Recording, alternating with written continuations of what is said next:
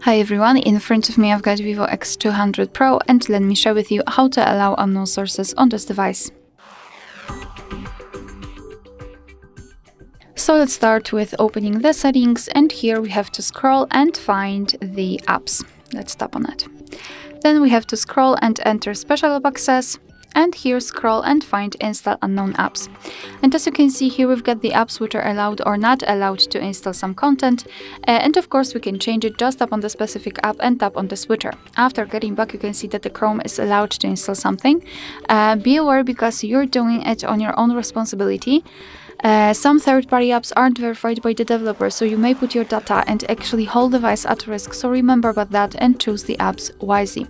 Of course, you can always remove previously granted permissions. Just tap on the app and tap on the switcher, and after getting back you can see that the Chrome is not allowed to install anything. Alright, so that will be all. Thank you so much for watching. Please hit the subscribe button and leave the thumbs up.